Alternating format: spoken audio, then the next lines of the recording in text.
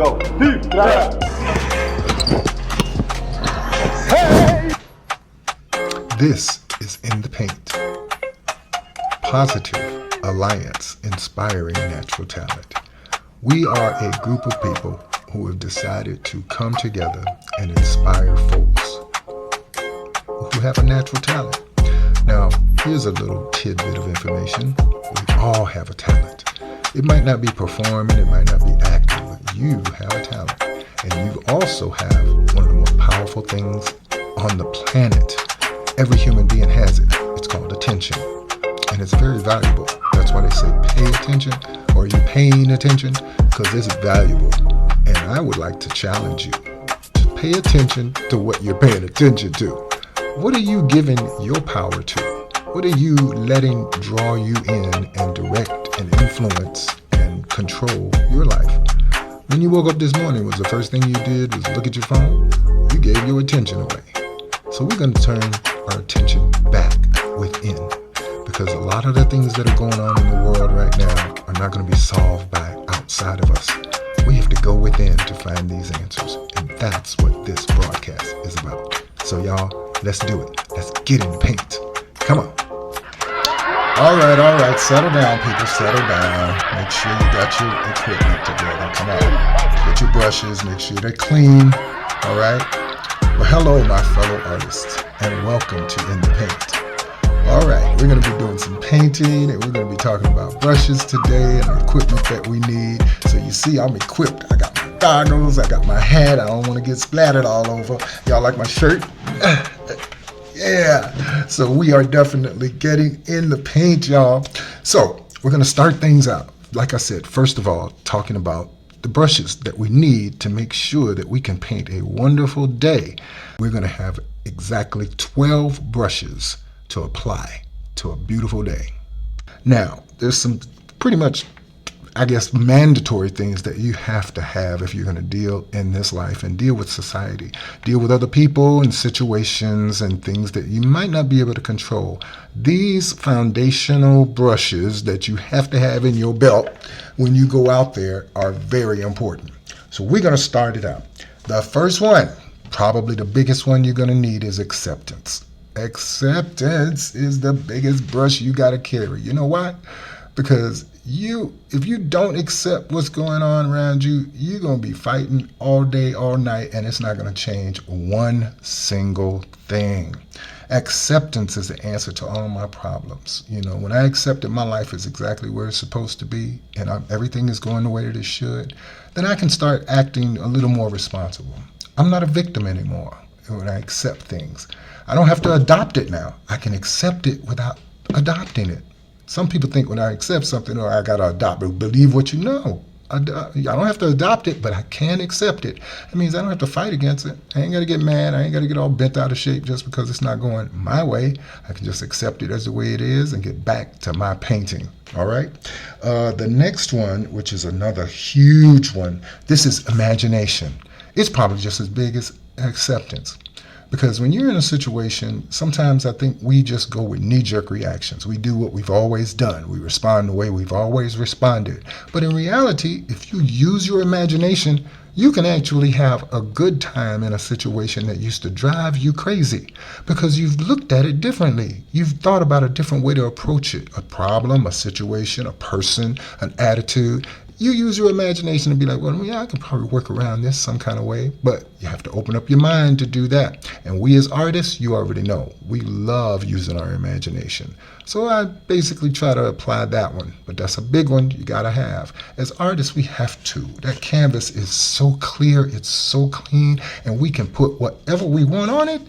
Oh man, that's just a treasure trove for an artist, because we get to use our imagination and create things.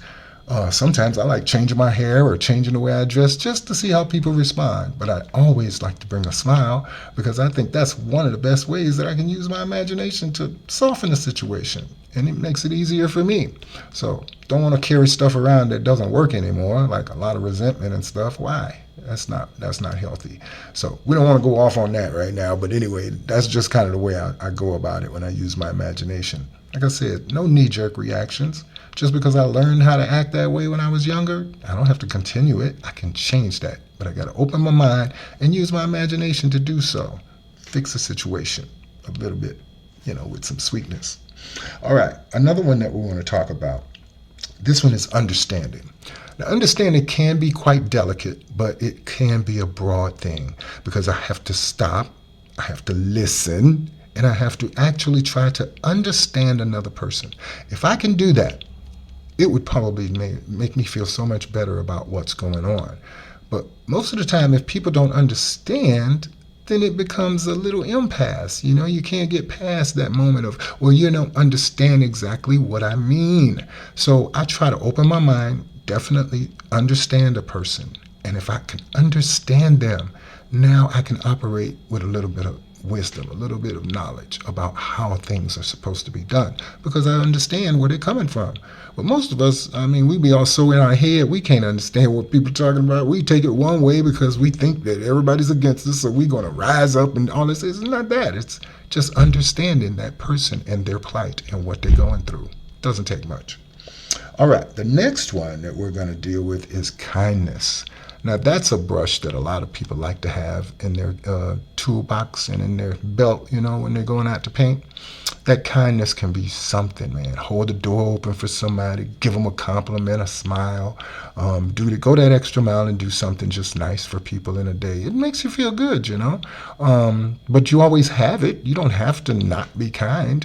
Matter of fact, the worse your day going, I bet you if you try a little kindness, you feel so much better by the end of the day. It works really, really well. So that's another delicate delicate one, but you want to make sure you have it in there. It's a pretty good tool, pretty good brush to have to paint with. So now we're going to deal with the next one. We're going to call this one wit. So wit is something where you just kind of get a little lighter than being so heavy and serious all the time. Somebody told me one time, they said, Ray, you too serious. So I learned not to take myself so seriously.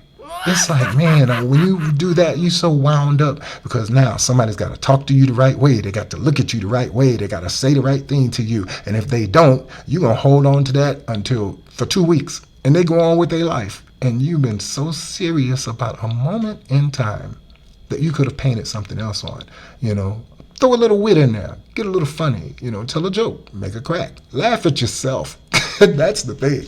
If I take myself too seriously and I can't even laugh at my own craziness sometimes, then that's a problem. It's like I want to be tight. I want to be stressed. But it can be habitual. And sometimes people, they live in stressful situations. They got stressful jobs. They have to deal with the children. All of these type things. And next thing you know, they come to you and they all tight and wound up. So they really don't know how to have fun. So throw a little wit in there, Don't take yourself so seriously.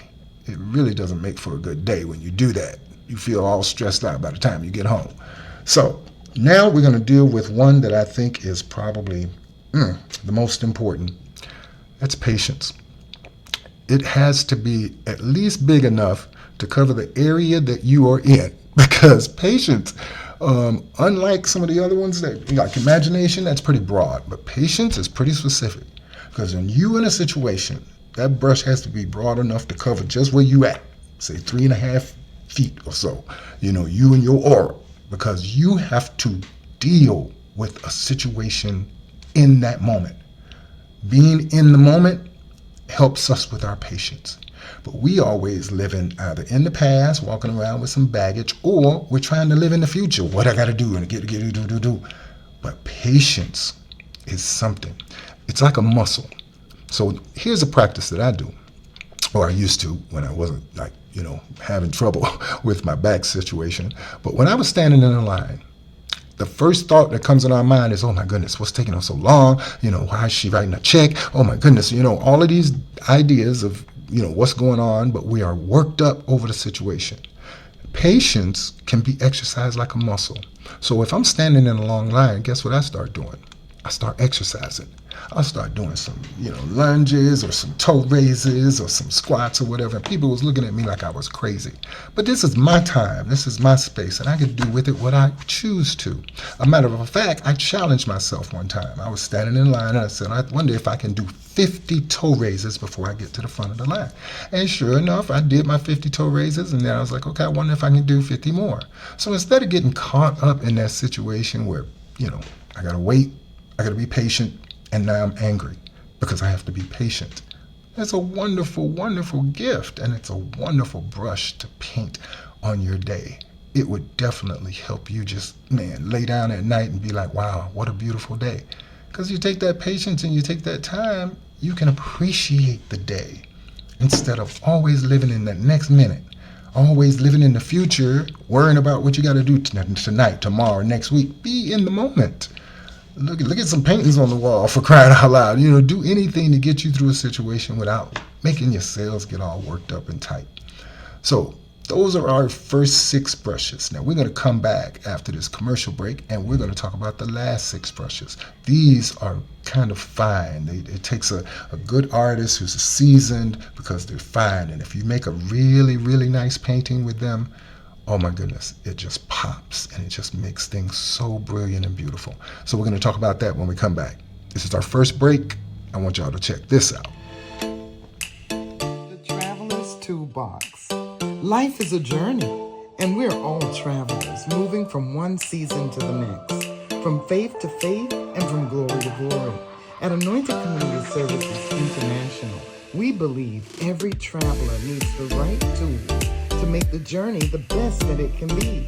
Through faith, wisdom, and practical empowerment, we help you pack your spiritual and life toolbox with resources that build strength, hope, and success. Whether you're a single mother, a youth finding your path, or a senior still dreaming new dreams, remember, with God as your guide, every step takes you higher. Together, we're traveling with purpose, power, and anointed direction. Because at ACSI, we exist to empower you for the journey ahead. All right. We are back. Dr. Linda Cowles, I tell you, that's the way you sow some seeds of compassion.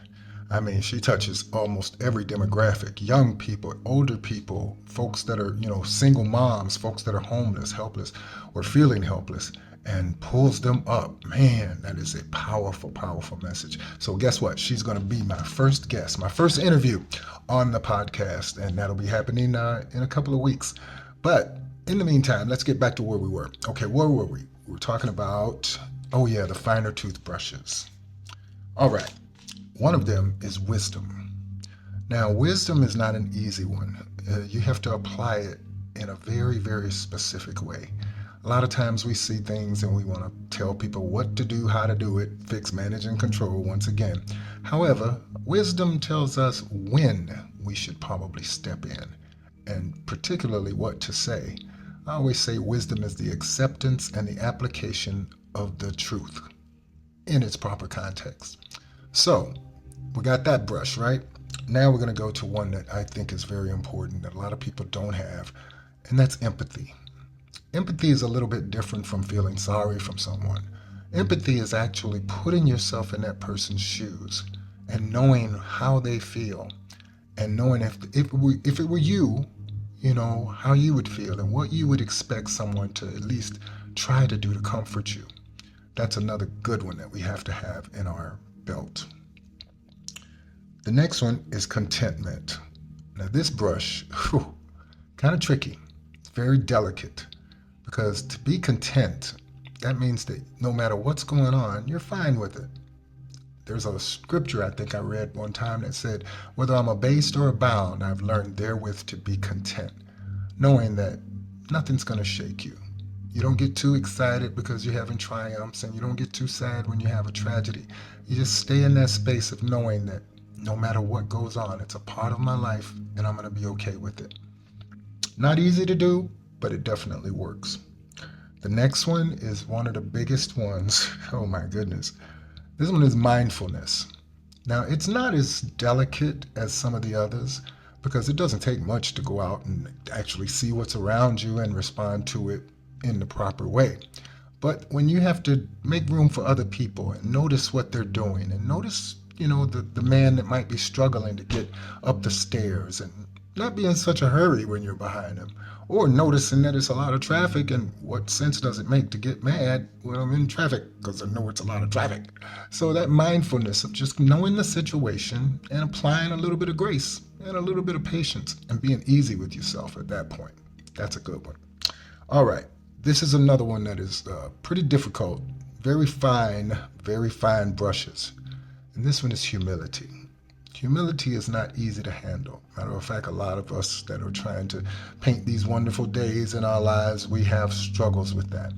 Because we feel like, hey, we autonomous, I got my ego, I'm going to be who I am and forget you. But humility is not abasing or debasing ourselves. Humility is knowing that you're the right size. I'm a man among men. I'm not greater than anyone, and I'm not less than anyone. But I know when to get in my place. If I come into a situation that really doesn't have anything to do with me, humility lets me step to the side and not to have to bogart the situation. I remember one time when I was actually going somewhere in my car, and I felt this feeling of, I'm on the road. Don't y'all know who I am? Everybody was in my way. And that attitude, even when you're in the grocery store, you're trying to get help from someone and someone else is up there, it's like, wait a minute, don't y'all know I am behind this person and you need to hurry up. So, humility is just kind of being in our place and knowing that they deserve just as much attention as we would want when we get up there. And these things can help paint a little bit more of a pleasant day. Lastly, this very, very delicate brush that kind of comes in the place of empathy in that same zone. And this one's compassion. You see, empathy is a feeling. Empathy is where you can feel what the other person's feeling. You can identify that building block, that bridge that can solve any problem. If one person can identify with the other person's situation, now you have an understanding, you have a platform to talk. But if you don't even take the time to identify, might not ever work. So conflict resolution, can be fixed with a little identification. But this one, it's not empathy. This is compassion. Compassion actually takes action to help. When you love and you really know that a person is struggling and you do something, you don't just feel it. Feeling it is empathy, but compassion is when you kind of go that extra mile. You see those people underneath that bridge and they're hungry, and you go home and you say, you know what, I got a lot of food. I'm going to take the time to make meals and I'm going to take it out there to them. That's putting some really good strokes, some delicate strokes on a beautiful day.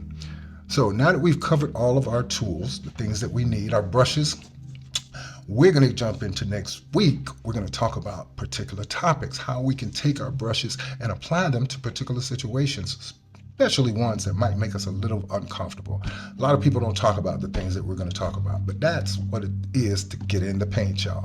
So I hope you had a great time. I hope you learned a little something. I hope you're going to go out there tomorrow and take your brushes with you and apply those things that you need to apply at the time, but make sure you got those big brushes before you start. All right, this has been a great episode. I'm so glad you guys tuned in, and we'll see you next week, 7 p.m.